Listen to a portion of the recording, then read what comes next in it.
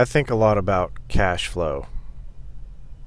Like, obviously, profit is a big deal. Everybody's focused on profit, but in a big extent, cash flow is equally or more important. Like, there's businesses all the time that go bankrupt because they don't produce enough cash flow, even though they're profitable on paper. That's why if you watch Shark Tank, the sharks, they're never interested in businesses just because they're profitable. They're interested in businesses that produce high cash flow, because that's how they get their money back. That's how they get their investment on that deal back.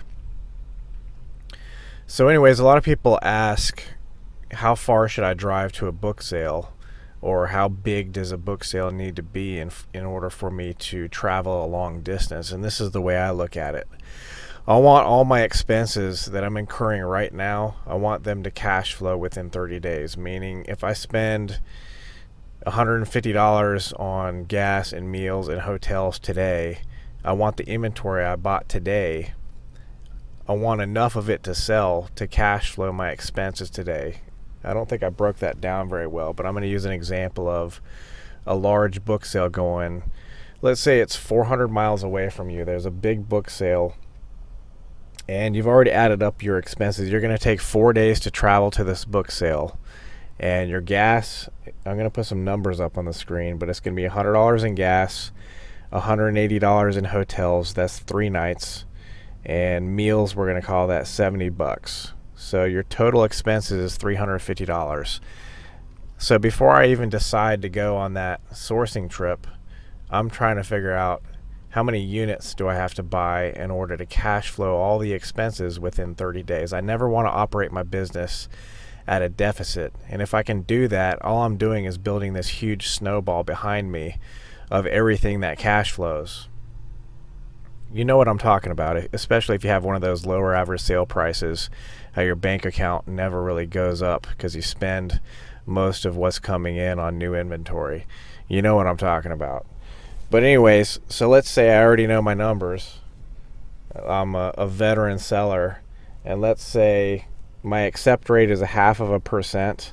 My profit per book is $10, and I already know the expense of this trip is $350. So let's say I make $10 profit per book, and I need to sell obviously 35 books in order to profit $350 to cash flow the trip. So how do I decide if I'm going on that trip to begin with?